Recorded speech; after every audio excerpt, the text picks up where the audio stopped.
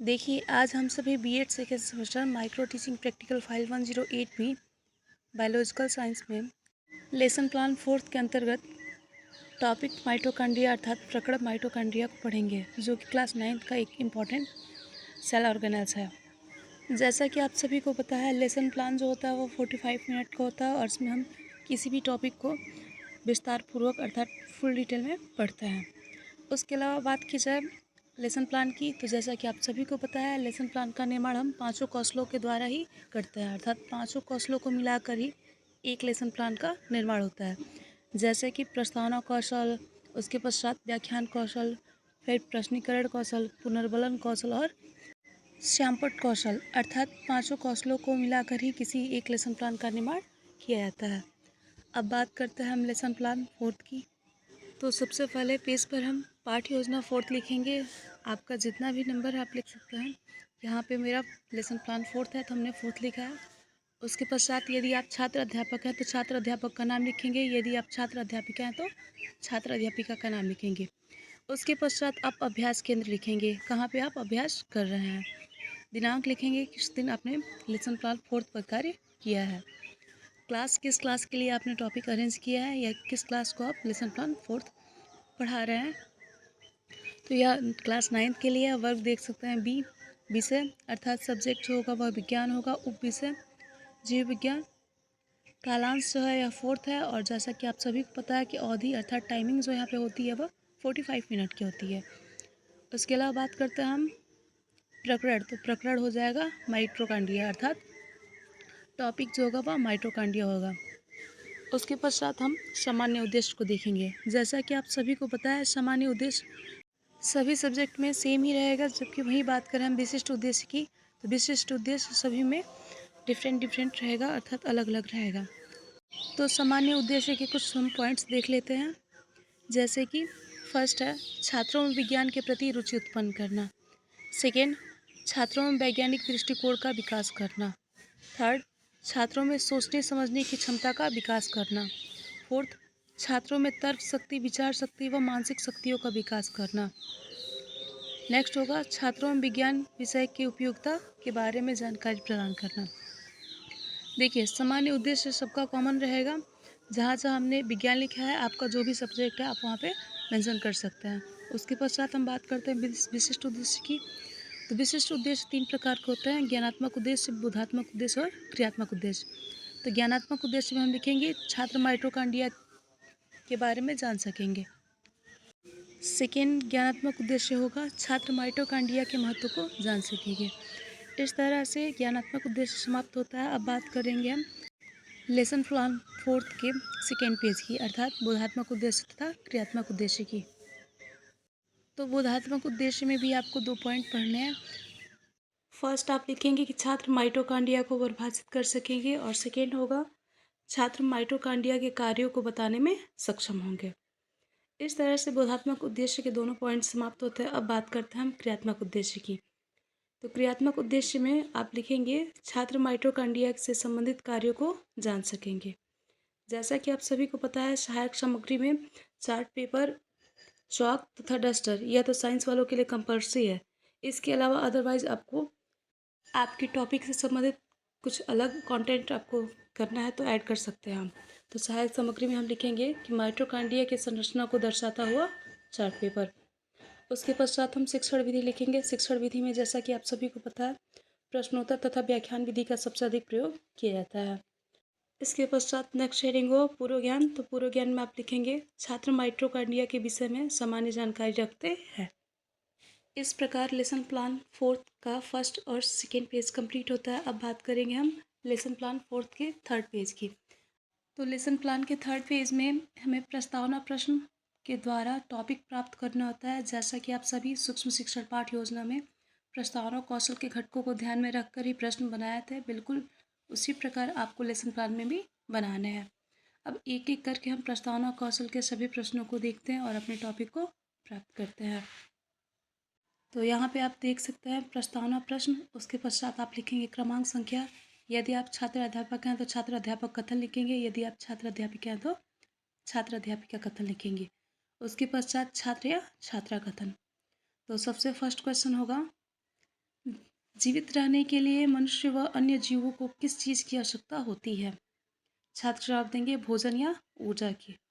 फिर next question होगा हमारे शरीर में ऊर्जा का स्रोत क्या है? छात्र जवाब देंगे भोजन।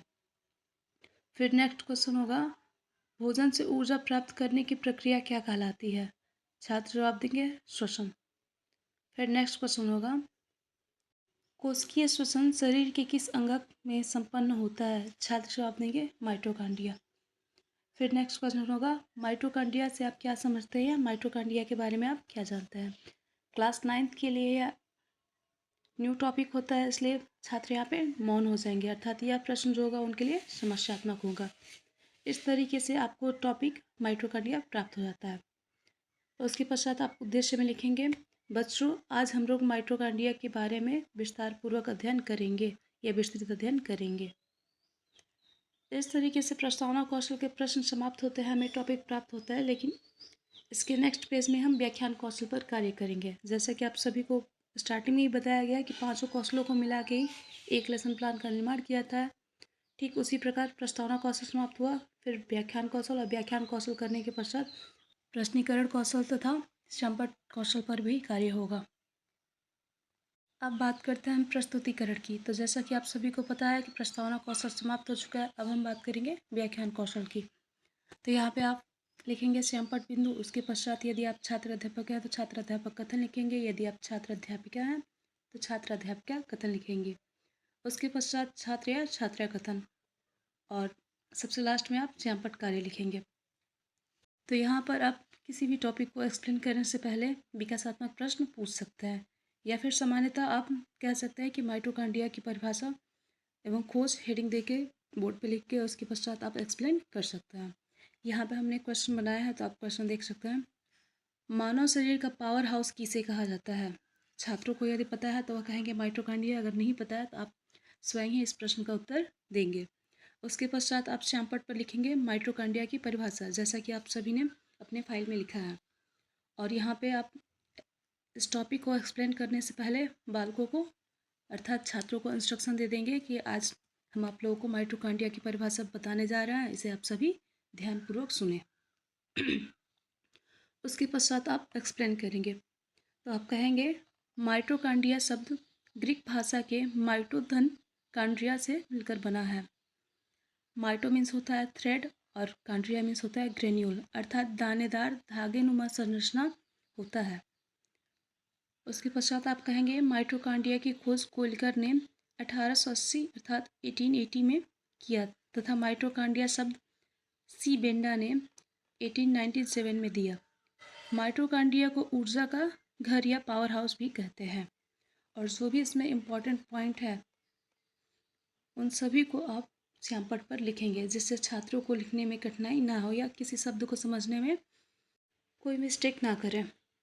यह सभी शब्द उनके लिए नया होता है, इसलिए मिस्टेक्स होने के काफ़ी चांसेस होते हैं। इसलिए आप जब भी किसी पॉइंट को समझाएं उसमें जो भी इम्पोर्टेंट बिंदु हो, जैसे कि आप देख सकते हैं माइटोकॉन्ड्रिया को एक्सप्लेन करने के लिए आप ग्रीक भाषा से लिया गया, और ग्रीक भाषा में क्या है तो माइटो प्लस कॉन्ड्रिया। उसके पश्चात माइटोकॉन्ड्रिया की खोज किसने की है, उसका नाम किसने दिया है, किस ईयर में इन्वेंशन हुआ है, तो इन सभी को आप श्यामपट्ट पर लिखेंगे।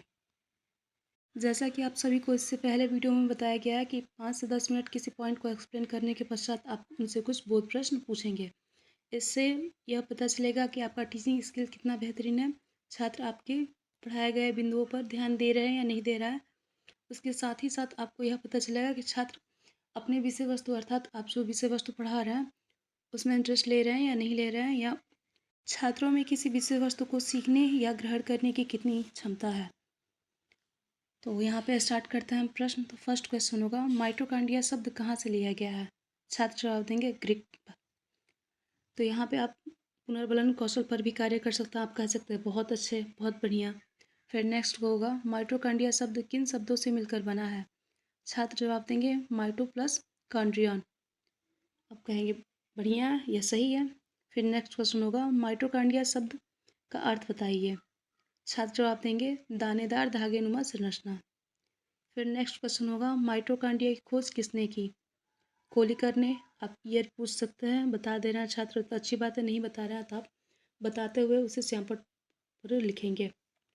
उसके पश्चात नेक्स्ट क्वेश्चन होगा माइटोकांड्रिया शब्द किसने दिया। छात्र जवाब देंगे सी बेंडा ने 1897 में। फिर नेक्स्ट क्वेश्चन होगा माइटोकांड्रिया को और किस नाम से जाना जाता है।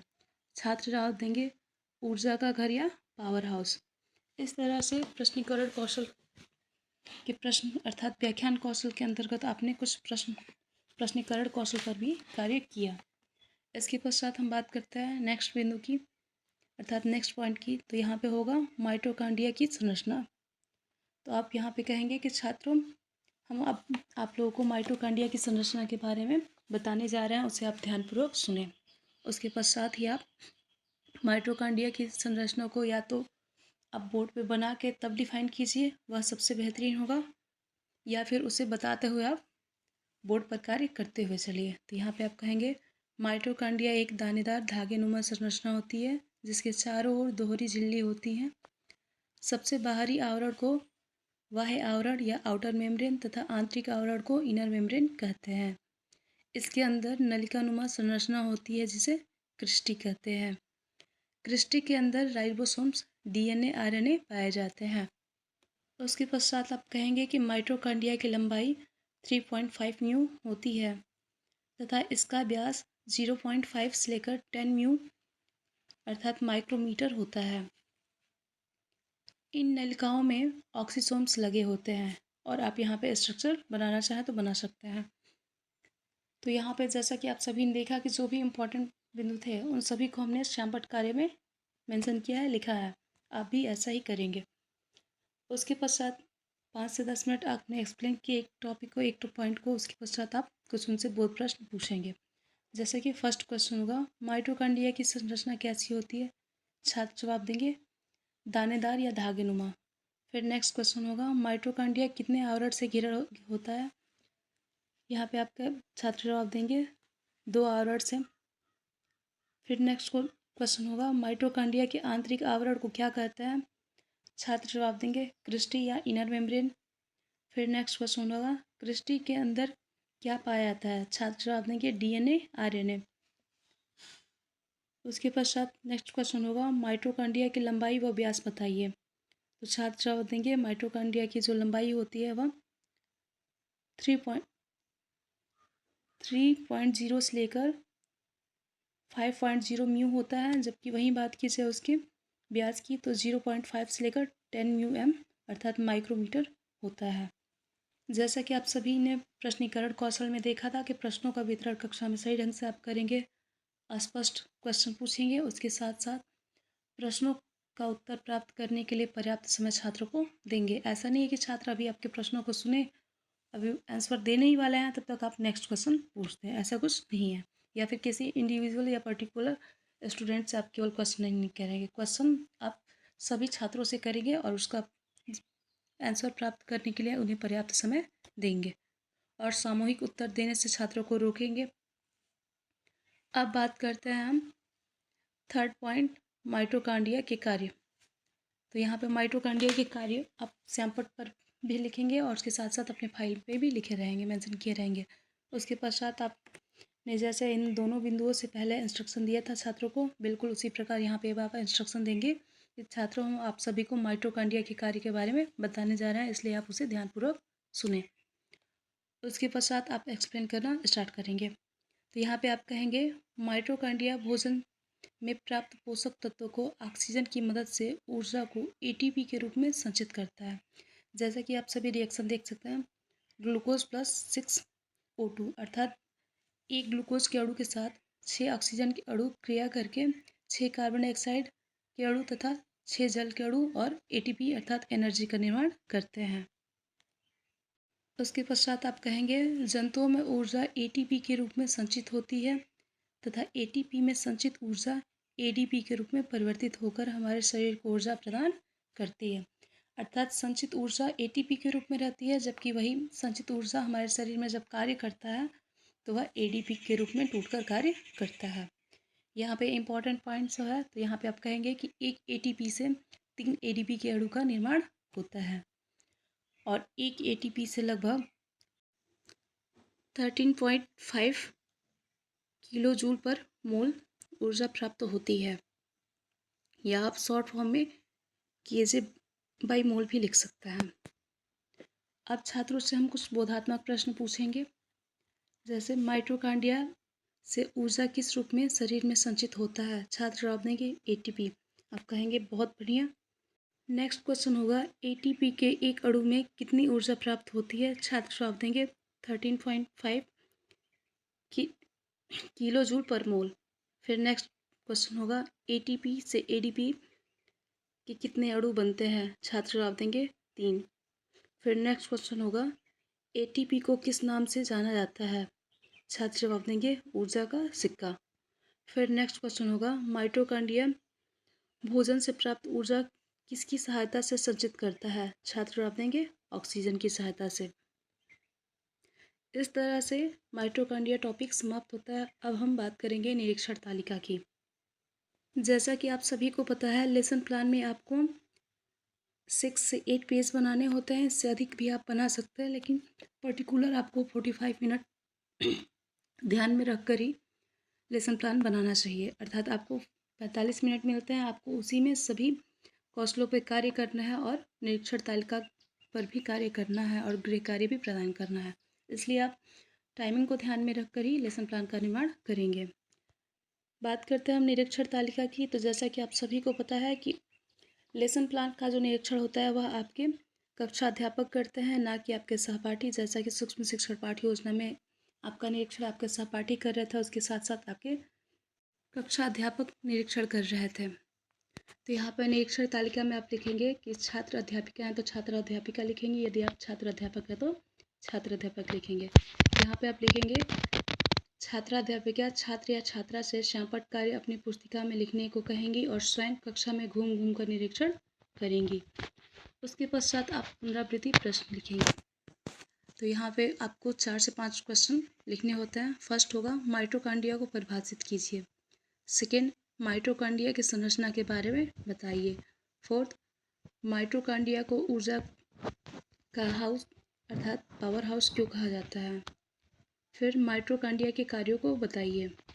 पुनरावृत्ति के प्रश्न यहाँ पे समाप्त होता है। उसके पश्चात हम बात करें गृह कार्य की। तो देखिए, किसी भी टॉपिक को समझाने के बाद आप बालकों को या छात्रों को गृह कार्य देंगे। तो गृह कार्य में आप कौन कौन से क्वेश्चन पूछेंगे उनसे या देंगे गृह कार्य के लिए, तो आप देख सकते हैं।